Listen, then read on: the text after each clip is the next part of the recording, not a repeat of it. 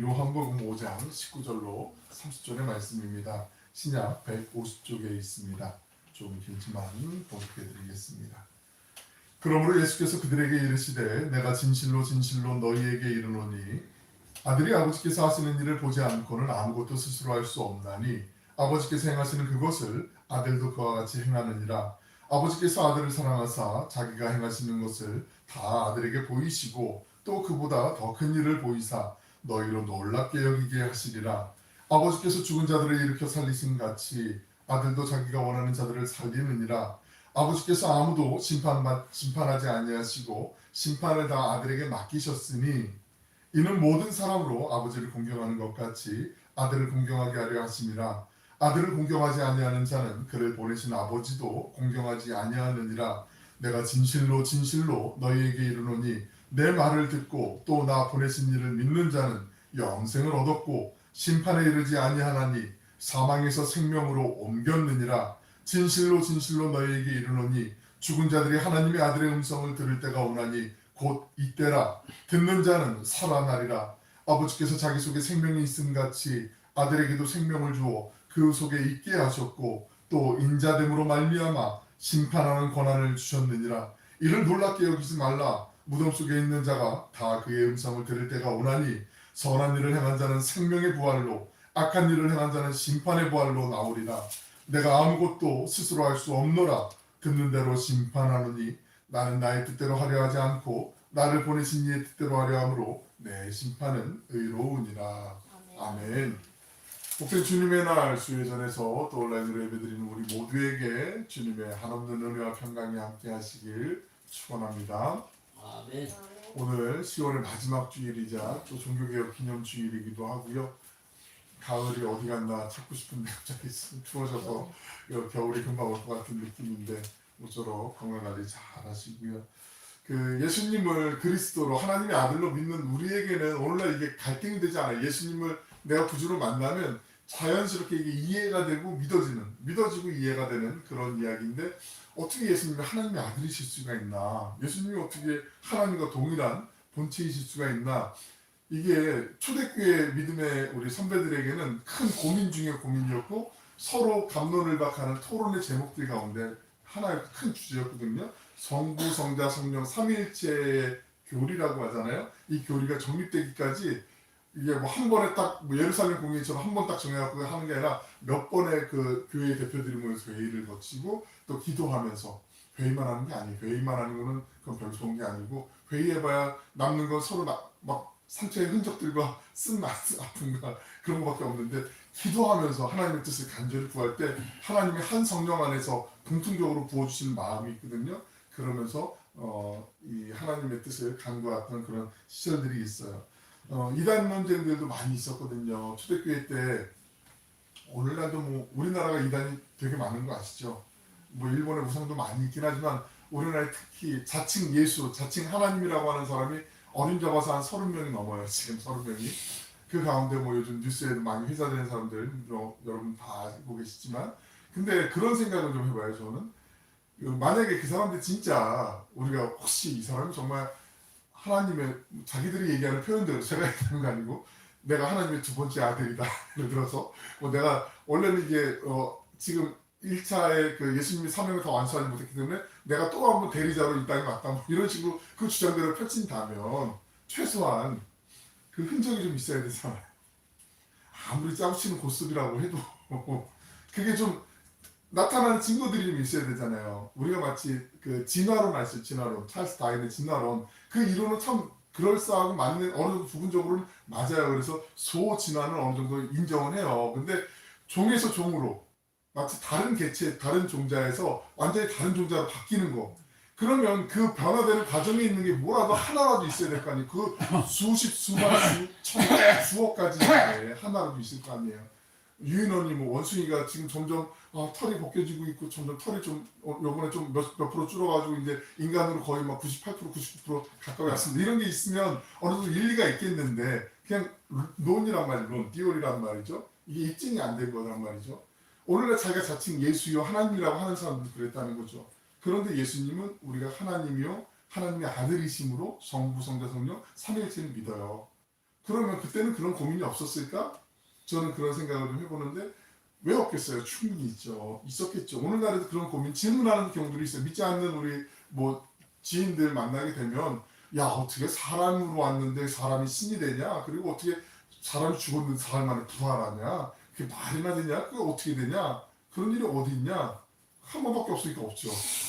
또 지금 있으면 그게 일상이 되는데 하나님이 우리를 구원하시기 위해서 하나님의 유일한 방법이기 때문에 당신 본체가 몸을 입고 사람의 몸을 입고 이 땅에 오셔서 당신이 우리의 모든 죄를 짊어지시고 희생당하시고 십자가에 돌아가시고 그리고 죽은 지 사흘 만에 부활하셔서 우리에게 영원한 생명을 주시기 위해서 몸소 행하셨기 때문에 그때 한 번밖에 없는 거예요. 그러니까 지금 이후로 태어나는 사람도 2000년 전에 예수님이 십자가에 돌아가신 그 십자가의 사건 그것을 내가 나의 죄 때문에 주님이 십자가에 돌아가셨습니다. 믿고 그 믿음으로 주님이 부활하신 것처럼 나도 종말에 부활할 것을 믿습니다 하고 고백하는 이들에게는 하나님의 자녀가 되는 권세를 주신 거예요. 그냥 돈 주고 산 거 아니고 내가 비나이다 뭐 공덕을 많이 쌓아서 얻은 게 아니고 주신 거란 말이죠.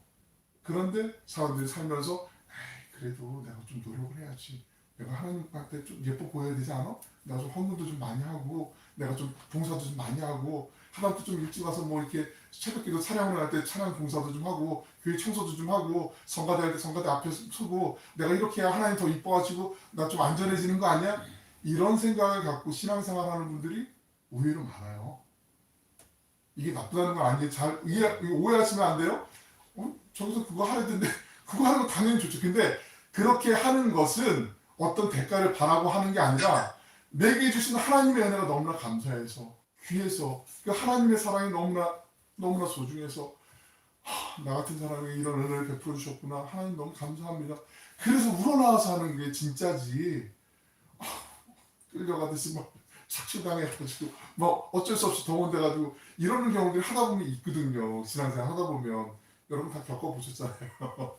그런데 오늘 이 말씀 준비하면서 저에게 그런 질문들이 계속 막 그때는 어땠을까 이때는 어땠을까 그런 생각들이 막 들더라고요. 325년에 중요한 공예가 하나 열리는데 니케아라는 곳에서 니케아 공예가 열려요. 이때 예수님의 신성과 인성 예수님이 하나님이시고 사람이신 것을 어떻게 우리가 이걸 받아들일 수 있고 우리가 신앙생활 할 수 있는가. 325년이면 예수님이 돌아가신 지 얼추 한 300년 가까이 된 긴 시간이거든요. 313년에 기독교가 콘스탄티누스 대제에 밀라노 침략으로 해서 기독교가 로마의 정식 국교가 돼요. 물론 그 사이에도 기독교를 받아들이고 믿는 사람들이 많이 있었는데 그 325년에 본격적으로 이런 논쟁들이 시작되는 게 그때 이단들이 많이 나타났기 때문에 내가 예수다, 내가 이게 하나님의 말씀이다 이러면서 거짓으로 이제 우리가 위경이라고도 하고 가치도 없는 그런 어떤 다른 문서를 예수님이 쓴 것처럼 이렇게 거짓말하는 사기치는 이런 경우들도 많이 있었기 때문에 교회의 질서를 위해서 좀 정리할 필요가 있었거든요. 325년에 처음 니케아에서 그 회의가 열리고요.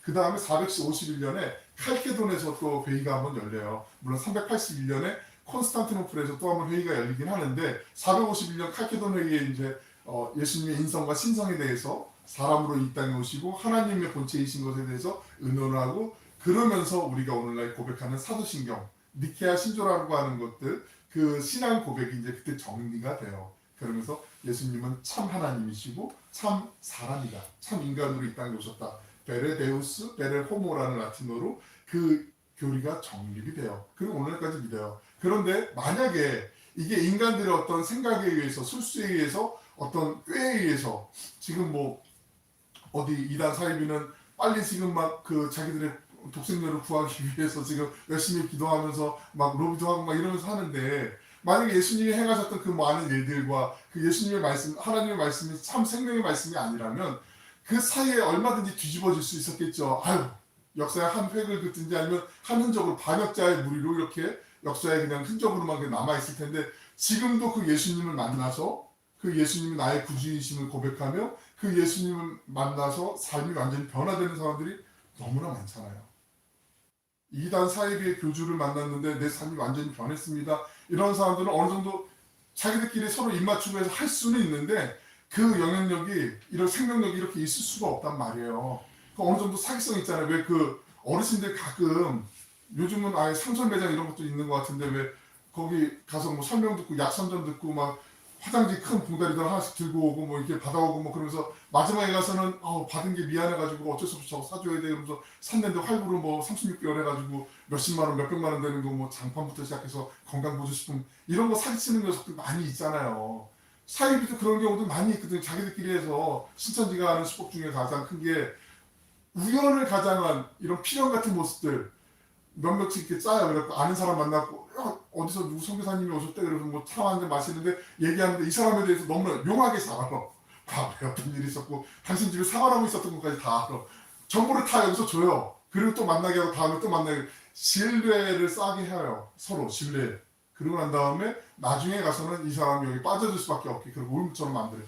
신천지만 그런 게 아니라 사이비 이단들이 하는 수법들이 이런 수법들이 되게 많이 있단 말이죠. 우리가 사람을 의지하면 믿음의 사람들도 그래. 사람을 의지하지 말고 믿지 말고 물론 존중해주고 사랑해줘야 되는데 거기까지는 없는 거죠. 사람에게 실망하고 뒤통수 맞을 때가 얼마나 많이 있어요. 없으세요? 경험 없으세요? 그런 경우 많이 있었잖아요. 우리의 믿음의 대상은 오직 하나님, 오직 예수 그리스도. 우리의 신앙의 확실한 근거는 하나님의 말씀. 그거면 충분하죠. 그러면 그쪽에서 하나님이 깨닫게 하시고 하나님이 인도하시는 길로만 갈 수 있는 은혜의 방편, 그 해답이 있잖아요. 근데 우리가 저도 그럴 때가 있는데 자꾸 막 어떤 좀 빨리 뭐가 좀 확 드러나고 이런 거 막 답답해갖고 원할 때 그래서 조급해질 때가 있거든요. 그럴 때 빠지는 경우들이 있거든요. 안타깝지만 캄보디아에 간 많은 청년들 이 친구들이 그냥 우리가 그냥 이성적으로 생각하면 어떻게 캄보디아 갔는데 한 달에 1,000만 원씩 벌어 여기서도 1,000만 원 벌기 1,000만 원 알바해도 100만 원 200만 원 벌기도 힘든데 정말 노력해갖고 땀 흘리고 이래서 월급 2, 300 받는 거 정말 그런 친구들 많이 있는데 어떻게 1,000만 원 쉽게 벌어 그러면서 갔는데 물론 그걸 탓하거나 나무라거나 이런 시시비비 가리자는 게 아니라 분명히 그런 거 사실적이지 않은 것들은 탈이 있잖아요. 그러니까 우리가 그런 분별력을 갖는 것은 어쩔 수 없어요. 하나님 앞에 기도하는 거 하나님의 말씀을 주야로 묵상하는 거 그 속에서 하나님이 주신 지혜가 있고 분별력이 있어요. 그럴 때 여러분 혹시 주변에 만나는 분들이 이렇게 흔들리거나 신앙적으로 갈팡질팡하거나 혹시라도 다른 데 엉뚱한 녀석들이 막 접촉해서 이 사람을 미혹하게 할 때 그때 단어 아니야. 그건 상식적으로 봐도 아니야라고 권면하시고 조언도 해주시고 그래도 안 풀리면 저하고 한번 만나게 해주세요. 제가 그럼 한번 설득을 해드리든 어떻게 설명을 해드리든 기도를 해야든지 이렇게 해드릴 테니까 오늘 그 논쟁들이 많이 있었던 이유 중에 하나 그리고 아까 말씀드린 425년의 니케아 회의에서 예수님이 참 하나님이시고 사람으로 이 땅에 오셨다는 게 정립되는데 그때 그냥 아무런 근거 없이 우리끼리 기도해 봅시다. 기도하고 성령께서 우리에게 말씀하시면 그 믿음대로 결정 내리시다 이게 아니라 성경에 근거해서 그 교리를 정립하게 되는데 그 가장 큰 근거 중에 하나가 요한복음이고요. 그 중에 하나가 오늘 본문 있는 요한복음 5장이에요. 그거 설명해 드리려고 좀 앞에 서두가 장황하게 좀 길었어요. 내가 정말 예수님을 구주로 믿는가? 내가 예수님이 하나님이신 걸 믿는가? 이 질문은 당연하지. 예수님 나의 구주시지. 하나님이시지. 이 땅에 날 위해서 독생자 하나님의 어린 양으로 이 땅에 오셨지. 이게 믿음 자연스럽게 나오면 괜찮은데 그렇지 않으면 다시 한번 우리의 믿음을 좀 한번 점검해 볼 필요가 있어요. 오늘 말씀을 하나하나 보시면서 19절 20절에 있는 말씀 우리 같이 한번 읽어보겠습니다. 시작. 그러므로 예수께서 그들에게 이르시되 내가 진실로 너희에게 이르노니 아들이 아버지께서 하시는 일을 보지 않고는 아무것도 스스로 할 수 없나니 아버지께서 행하시는 그것을 아들도 그와 같이 행하느니라. 아버지께서 아들을 사랑하사 자기가 행하시는 것을 다 아들에게 보이시고 또 그보다 더 큰 일을 보이사 너희로 놀랍게 여기게 하시리라. 성부와 성자와 성령 하나님이 삼위일체라는 거 우리 이론적으로 알고 있고 잘 기억하고 있는데 누누이 몇 번 말씀드렸지만 우리가 그래도 어감상 느낌에 그래서 아버지가 좀 위, 아들은 좀 아래 이런 느낌을 갖잖아요. 근데 이거는 서로의 위격, 그 위치가 다르실 뿐이지 이게 어떤 종속된 수직적인 게 아니라는 거 말씀을 드리고요. 이 말씀을 읽다가도 그래 아버지 따라서 예수님 하신다고 그러시니까 예수님 좀 아래 아니야? 이런 생각을 가질 수 있는데 이거는 아버지께서 이렇게 일을 하시기 때문에 나도 거기가 대등하게 일을 할 수 있는 자격이 있다, 지위가 있다, 권능이 있다라는 걸 예수님이 말씀해 주시기 위해서 풀어내는 거예요. 지금 이 배경은 예수님께서 우리가 지난 시간에도 계속 보셨지만 베데스다 목가에 38년 된 병자를 고쳐주셨잖아요. 근데 하필 그날이 안식일이었잖아요. 그러니까 유대인들은 이 힘든 38년 동안 고생했고 정말 처절했던 사람을 고쳐준 그 기쁨을 같이 나누기보단 어느 녀석이 안식일에 이렇게 죄를 짓고 막 이 안식일에 이런 일을 하게 하고 누구야 누구 막 이러면서 그 예수님을 찾아갖고 추궁하려고 하는 그런 장면에서 지금 예수님과 논쟁이 벌어지게 되는 거죠. 잘 걸렸어, 꼬투리 잡았어, 너 이제 우리의 법대로 죽음이야, 뭐 이런 식으로 어떻게 하나님이 둘이 있을 수가 있어, 네가 어떻게 하나님이야 하면서 지금 따지는 그 상황에서 어찌 보면 일종의 예수님의 자기 변호. 아니야, 나는 이런 사명을 갖고 이 땅에 왔어, 너희들이 지금 잘못 알고 있어 라고 지금 물론 예수님이 너희들이라고 얘기하진 않으셨을 것 같아요. 저는 너희들이라고 얘기했겠지만 여러분이 지금 오해하고 있는 부분이 이런 부분입니다 라고 지금 예수님이 친절하게 설명을 해주시는 대목들이거든요. 우리 한번 볼게요. 아버지와 아들과의 그 사랑의 관계 때문에 지금 예수님께서 아들로서 그렇게 친밀하게 아버지가 행한 일을 나도 하고 있다라고 19절에 말씀하시는 거고, 그래서 20절 하반절에 보시면 아버지께서 아들을 사랑하시어 당신께서 행하신 모든 것을 다 아들에게 보여주신다라고 이렇게 말씀하고 계세요. 그 예수님은 아버지를 따라서 일을 하신 것처럼 하나님이 하신 것처럼 그대로 따라서 하신다고 말씀하시는데, 성경에 보시면 21절에 죽은 아들을 살리시기에 당신도 그렇게 하신다고 하시고, 22절 보시면 아버지가 심판하시는 권한을 갖고 계시기에 당신도 그러하고, 26절 보시면 아버지 안에 생명이 있기 때문에 당신도 그 생명을 갖고 계심을 말씀하고 계세요. 이 모든 일들을 아버지를 따라서 하나님을 따라서 하신다라고 말씀하시면서, 특히 성경에 보시면 19절, 24절, 25절을 보시면 예수님이 강조하시는 단어가 있어요. 반복해서. 뭐죠? 진실로 진실로. 한 번도 아니고 두 번씩. 이 히브리 문학의 특징 중에 하나라고 말씀드렸죠. 두 번 강조는 절대적인 거. 그냥 아멘 아멘. 이 아멘이라는 히브리어잖아요. 진실로 진실로라는 뜻이. 예수님이 다른 거 없고 그냥 지금 이게 맞는 확실한 팩트라고 말씀하시는 거고, 유대인들은 그 예수님 말씀드렸던 유대인들, 대부분 유대인의 종교 지도자들이겠지만 바리새인들 같은 이런 사람들이겠지만, 예수님께서 당신은 하나님의 아들이라고 이렇게 말씀하시고 하나님과 하나 된다라고 말씀하시니까 이건 여지없이 볼 거 없이 신성모독이다 이렇게 이제 정죄를 하기 시작하는 거죠. 어떻게 죽일까 하는 그런 이제 마음의 살의가 막 드러나가지고 지금 그런 분노가 차 있는 상태란 말이죠. 예수님께서 당신에게 주시는 그 하나님으로부터 부여받은 그 권리에 대해서, 권한에 대해서 지금 말씀하시는데, 신성적인 권한이라고 말씀하시는데 21절부터 23절 말씀으로 천천히 한번 같이 읽어보십니다. 시작. 아버지께서 죽은 자들을 일으켜 살리신 같이 아들도 자기가 원하는 자들을 살리느니라. 아버지께서 아무도 심판하지 아니하시고 심판을 다 아들에게 맡기셨으니 이는 모든 사람으로 아버지를 공경하는 것 같이 아들을 공경하게 하려 하심이나, 아들을 공경하지 아니하는 자는 그를 보내신 아버지도 공경하지 아니하느니라. 구약 성경은 하나님만이 생명을 살리는 분임을 선포하고 있거든요. 신명기 대표적인 말씀에 32장 39절 말씀 읽어드릴게요. 이제는 내가 그인 줄 알라. 나 외에는 신이 없도다. 나는 죽이기도 하며 살리기도 하며 상하기도 하며 낫게도 하느니 내 손에서 능히 빼앗을 자가 없다. 하나님만이 생명의 주권자이심을 이스라엘 사람들은 믿고 있었고 그렇게 알고 있었어요. 당연하죠. 그런데 예수님께도 그 권한이 부여됐음을 예수님이 말씀하시니까 어디 감히 하나님의 이름을 모욕하고 네가 지금 신성모독이구나. 지금 유대인들이 계속 뿔이 이렇게 나 있는 상태라는 거예요. 심판에 대해서도 하나님이 주신 그 신적인 권위에 대해서 예수님이 말씀하세요. 구약 성경은 하나님만이 심판자라고 이렇게 말씀하고 있는데, 예수님은 아버지한테서 심판의 권한을 물려받았다고 이렇게 말씀하는 거죠. 우리가 이 말씀을 믿기 때문에 사도신경에서 아까 425년 니케아 공의에 말씀드린 것처럼 이 고백을 하는 거예요. 예수님이 우리의 심판자가 되심을 믿잖아요. 우리 사도행전 한대 넘겨보면, 우리 사도신경 넘겨보면, 하늘로부터 전능하신 하나님 우편에 앉아 계시다가 거기로부터 살아있는 자와 죽은 자를 심판하러 오십니다. 예수님 재림 때 심판의 구주로 오신다라고 말씀하시잖아요. 그건 우리가 믿잖아요.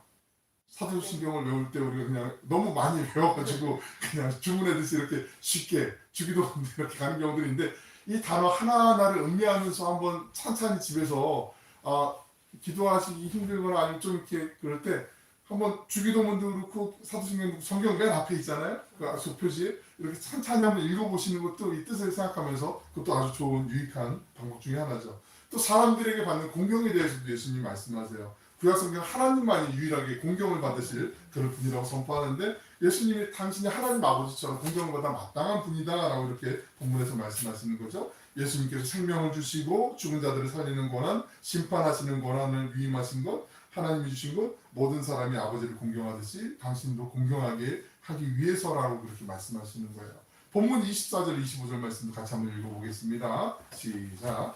내가 진실로 너희에게 이르노니 내 말을 듣고 또 나 보내신 이를 믿는 자는 영생을 얻고 심판에 이르지 아니하나니 사망에서 생명으로 옮겼느니라.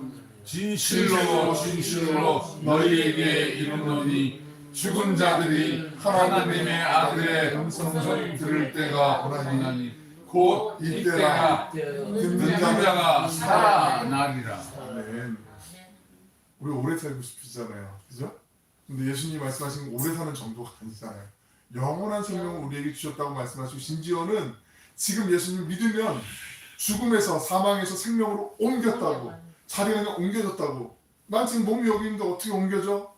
근데 하나님의 생명책에 우리의 이름이 기록되었다라고 말씀하시는 거예요.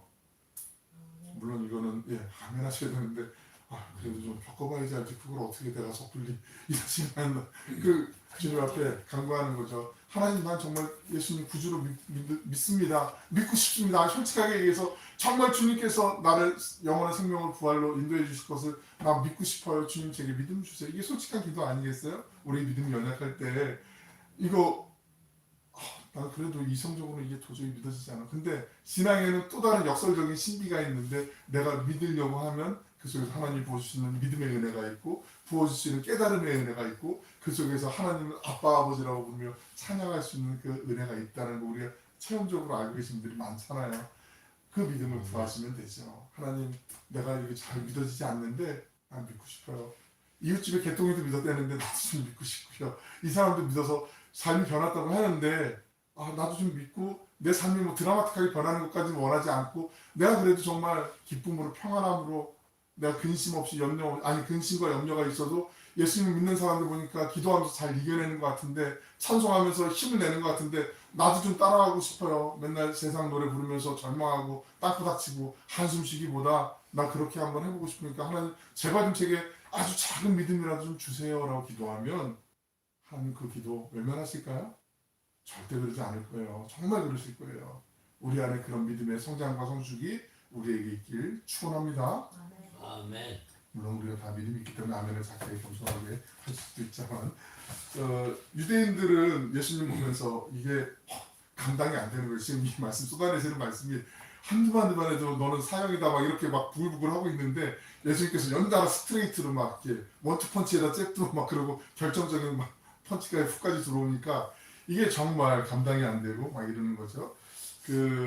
예수님을 몰랐던 사람들에게는 어쩌면 예수님의 이런 말씀들이 오늘 본문에 있는 17절부터 시작해서 30절까지 예수님의 자기 변호랄까 자기를 대해서 말씀하시는 이 내용이 좀 황당무계한 말씀처럼 들릴 수도 있거든요. 믿지 않는 사람들이 볼 때는. 그리고 오늘날도 예수님을 아직 믿지 않는 사람 또 약간 터부시하는 사람 좀 부정적으로 생각하는 사람들이 볼 때는 그거 지어낸 얘기도 지들끼리 믿고 뭐 이러면서 뭘 그걸 난리를 떨고 있어 막 니들이나 잘하세요 막 이런 경우들도 있을 수 있어요. 그죠? 우리 현실이잖아요. 그런데 유대인들이 어떻게까지 예수님을 멸시하고 막 이렇게 몰아갔냐면 과대망상, 미친 사람, 저 귀신 들렸어, 저 귀신 들린 사람이야 이렇게까지 얘기하거든요. 요한복음 8장 나중에 거기 있으면 48절 보시면 유대인들이 대답하여 이르되 우리가 너를 사마리아 사람이라. 사마리아는 제일 싫어하는 거잖아요. 개 돼지만도 못한 인간들로 취급하는 거죠. 이렇게 욕하는 거예요. 저주하는 거예요. 너는 사마리아 사람이라 또는 귀신 들렸다 하는 말이 옳지 않느냐. 너 이런 사람이다 라고 지금 예수님 조롱하듯이 지금 얘기하는 거예요. 유대인들이 이 얘기를 듣고 있다가 8장 52절 보시면 유대인들이 이르되 내가 지금 귀신 들린 줄 아노라. 아브라함과 선지자도 죽었거늘 내 말은 사람이 내 말을 지키면 영원 죽음을 맛보지 아니라 하니 이게 말도 되는 소리냐 막 이렇게 얘기하는 거죠. 10장 20절 보시면 그 중에 많은 사람이 말하되 그가 귀신 들려 미쳤다. 어찌하여 그 말을 듣냐? 야 들을 같이 하나도 없다. 빨리 나와 이렇게 지금 대적하는 사람들이 점점 많아졌다라는 얘기죠. 당시 유대인들이 예수님의 신성을 주장하는 말씀을 듣고 가졌을 반감을 우리가 좀 간접적으로 좀 실감하기 위해서 우리가 로마의 폭군하면 제일 먼저 떠오르는 이름이 있잖아요. 폭군? 네로 황제, 네로 살았어요. 네로가 그의 스승 중에 세네카라고 있는데 기록했던 문서들 보면 네로의 내가 얼마나 자비로운지 내가 좀 들려줄게 하면서 이렇게 포고한 문서가 있거든요. 그 내용 좀 한 몇 문장을 한번 읽어드릴 테니까 한번 글씨가 작아서 잘 안 보이실 텐데 제가 읽어드릴 테니까 한번 보세요. 나는 민족들의 생사를 저항하는 중재자다. 각 사람의 운명과 죽음은 내 손에 달려있다. 운명이 각자 인생에게 어떤 선물을 내려줄지 내 입이 선포한다. 내 발언으로 백성들과 나라들은 기뻐할 이유를 찾을 것이다. 내 호의와 은총이 없다면 이 세상 어느 한 구석도 번성할 수 없다. 이게 네로 황제가 한 얘기거든요. 딱 들으면 웃음이 나잖아요. 지가 황제면 황제지 무슨 생사 여탈권을 지가 쥐고 있나? 이렇게까지 우리 뭐 코드 숨칠 수 있는데 예수님의 말씀을 들었던 유대인들이 어쩌면 지금 느꼈던 이런 감정들 놀고 있네. 막 이거 아무 심하면 막 저 어떻게 죽이지? 막 이런 생각 그런 걸로 가득 차 있을 거라는 거죠. 진리를 전할 때는 이런 모함을 받거나 이런 어려운 공경이 처하는 게 좀 당연한 거예요. 내가 예수님의 사랑을 전하는데 예수님의 복음을 전하는데 아무런 어떤 태클도 없고 고난도 없고 방해도 없다. 이거 조금 이상한 거예요. 그 사람이 그냥 가식적으로 그냥 그래 그 받아들이는 척하는 게 아니라면 그럴 수가 없어요. 내가 정말 만난 예수님을 전하려면 말로든지 아니면 뭐 우쭈라든지 뭐 움찔라든지 뭐 이런 여러 가지 행동이라든지 상황들이라든지 이런 것들 분명히 어려움이 따르게 되어 있어요. 예수님의 그 말씀들은 우리가 정직하게 살고 정실하게 살고 바르게 가길 원하는 길이잖아요. 그 길을 따라가다 보면 넌 사회생활 왜 그렇게 융통성 없이 하냐? 좀 좋은 게 아니겠어? 우리 예전에 그 요한계시록 할 때 그 초대교회 7교회 창만 같은 교회들 얘기 다 들어보셨잖아요. 그 가운데서도 순수하게 믿음을 지키려고 했을 때는 언제나 박해가 있었고 어려움이 있었어요. 그죠? 아시죠? 오늘이 종교개혁 기념주일이잖아요. 1517년 10월 31일 날 독일의 마르틴 루터가 비텐베르크 정당에 있는 그 채플 예배당 앞에 말씀드린 적이 있었지만 95개조의 논박 오늘날 중세교회가 가톨릭 교회가 왜 타락했는지 잘못됐는지에 대해서 95개조의 논박문을 붙였어요. 우리 한번 같이 토론해 봅시다. 라틴어로 이렇게 붙여놓은 거거든요. 그건 이제 라틴어를 알고 있던 신학박생들부터 시작해서 많은 사람들이 보고 그래 맞지 성경에 믿으면 구원받는다고 그랬는데 지금 왜 면죄부를 사가지고 이걸로 왜 우리 조상들이 하늘나라에 올라가야 되고 마치 통일교에서 요즘 뭐 조상신들 뭐 악기를 떼기 위해서 뭐 헌금을 얼마나 바쳐라 뭐 이런 얘기도 있었다고 했는데 그런 것처럼 그런 거 왜 성경에 맞지도 않는 거 그리고 믿음으로 구원받는 건데 무슨 행동을 해야 구원받는 것처럼 왜 모이라고 그러고 왜 이러냐 우리가 토론해보자라고 붙였을 때 그게 종교개혁의 도화선이 됐거든요. 그래서 종교개혁이 그때부터 들불처럼 유럽 전역으로 퍼지고 전 세계로 퍼지면서 종교개혁이 일어나게 된 거. 그날을 기억해서 우리가 10월의 마지막 주일을 보통 종교개혁 기념주일로 개신교에서 이제 지키게 되거든요. 그런데 그러면 가톨릭하고 우리 개신교는 영원히 건널 수 없는 강을 건넜네. 우리는 이제 이들이야. 이러면 되겠어요? 가톨릭 교리를 따라가자는 말씀 드리는 게 아니고 오해하지 마세요. 절대 오해하지 마세요. 이거 잘 정신을 차리고 들으셔야 돼요. 우리가 성경에 예수님을 구주로 믿으면 그리스도로 믿으면 구주로 영접하면 구원을 주신다는 말씀이 있잖아요. 그걸 믿는 믿음이 있으면 다 구원 받는 거잖아요. 성경에 그렇게 말씀하니까. 그죠? 무슨 말씀인지 이해되시죠? 이거 헷갈리시면 안 돼요. 내가 예수님을 구주로 믿으면 그러면 내가 구원 받는 거예요. 근데 거기다가 예수님도 믿고 플러스 뭐 알라도 믿고 플러스 다른 거 뭐 힌두교의 시바신도 믿고 이러면 안 되고 예수님만이 우리의 유일한 구원자 구세주라는 걸 믿으면 구원 받아요. 그러면 가톨릭교회 천주교인들 중에 예수님 나의 유일한 구세주로 믿으면 그 사람들이 천국 갈까요? 지옥 갈까요? 성경에 있는 말씀대로 천국 가겠죠. 근데 우리는 가끔 너 정당 가니까 구원 못 받아. 너 나중에 천국 못 가 지옥 갈 거야. 이렇게 얘기하는 경우들이 있을 수 있는데 믿음에 대해서 구원에 대해서 우리가 왈가왈부할 이유가 없다는 거죠. 그것은 하나님의 영역이에요. 하나님의 것이에요. 심지어 복음을 듣지 못한 사람들은 하나님이 그 선한 양심에 따라서 구원받을 사람과 구원받지 못할 사람들 가리신다라고 말씀하셨어요. 오늘날 땅 끝은 어쩌면 우리 가까운데 주변에 우리 만나는 분들이 예수님에 대해서 너 예수 믿잖아. 근데 거기까지만 아는 분들이 많을 수도 있어요. 이분에게 내가 전해야 되는데 얘하고 나하고 너무 오랫동안 알고 있어가지고 내 삶 다 아는데 내가 예수님 믿으라고 하면 얘가 고통에 좀 전에 유대인들처럼 이렇게 비울 수 있지 않을까? 그런 염려도 좀 되고 그래갖고 약간 쭈뼛쭈뼛하는 경우들도 얼마든지 있을 수도 있거든요. 그래도 우리가 좀 용기를 내서 그래서 이 영혼이 하나님과 함께 영원한 천국에서 영생을 누리는 것을 기도하는 마음으로 우리가 전하는 거, 그 사명감이 반드시 있는 거고, 믿음은 우리가 판단할 수 없는 하나님의 주권이고 영역이지만 주님께서 우리에게 그 믿음의 아름다운 은혜를 허락해 주셨던 것처럼 예수님을 구주로 믿는 사람들에게는 구원의 은혜를 주신다. 그 믿음을 갖고 날마다 주님과 동행해야 되는 것, 이게 우리에게 주신 사명이라는 거죠. 오늘날 우리는 예수님 믿는 것 때문에 손해보거나 피해보지 않아요. 그죠? 예수님 믿는 것도 약간은 약하게 말고 얕게, 좋은 얘기로 하면 지혜롭게 이렇게 믿는 경우도 있거든요.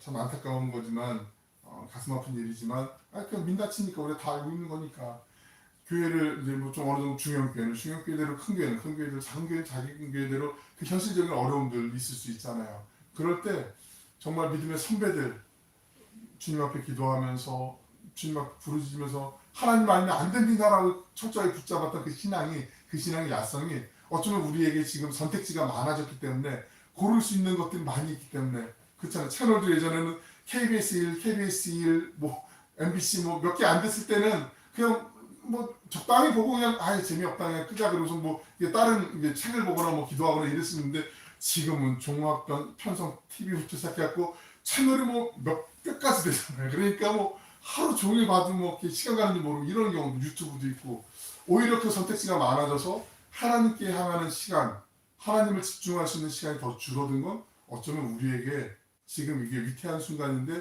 모르고 편안하게 지나고 있는 그런 시간들이 아닌가 생각을 해보게 돼요. 우리가 예수님 믿는다고 지금 고난받지 않고 예수님 믿어서 꼭 고난받고 피해받아야 되냐 이게 아니라 잘 평탄하게 산다 할지라도 늘 언제나 그 감사한 마음, 깨어있는 믿음, 그리고 늘 주님의 은혜 아니면 안 된다라고 하는 그 신념, 그 믿음으로 주님이 나의 구세주 되심을 감사하면서 주님과 한 걸음 한 걸음 나아갈 때 우리에게 삶에서 하나님이 들려주신 양심의 소리가 있어요. 마음의 소리가 있어요. 그럴 때 주님이 이걸 원하시는구나 잠잠히 기도하면서 우리의 손과 발로 주님의 사랑을 나누는 복된 믿음의 증거자들 되시길 주님의 이름으로 축원합니다. 아멘. 사랑하라 풍성하시고 자비로우신 아버지 하나님, 유대인들로부터 받으셨던 모멸과 멸시, 살기 가득한 상황의 예수님을 우리가 다시 한번 그려봅니다. 주님께서 당하신 고난을 생각하며 어려운 박해의 시절을 살아냈던 요한복음을 읽고 믿었던 선배들의 모습도 떠올려 봅니다. 오늘날 복음의 본질을 놓치고 변질된 몇몇 교회들이 세상으로 지탄받으며 교회가 억울한 모함을 당하는 것이 오히려 교회를 정결하게 하시기 위한 주님의 은혜임을 새깁니다. 우리에게 참된 하늘의 생명과 구원의 은혜, 안식과 평안을 주시기 위해 친히 사람의 몸을 입고 이 땅에 오신 예수님, 늘 넘어지고 부족함이 많은 저희지만 주님을 바라보며 다시 일어나게 하여 주시고 주님만을 의지하고 신뢰하며 믿음의 반석 위에 굳건히 서가게 하여 주시옵소서. 일상에서 반복하는 옛사람과 죄악의 쓴뿌리가 예수 그리스도의 이름으로 사라지게 하여 주시고 날마다 나는 죽고 주님만 사는 예배자의 삶이 되게 하여 주시옵소서. 사랑이 많으신 예수님의 이름으로 기도 올려옵나이다. 아멘.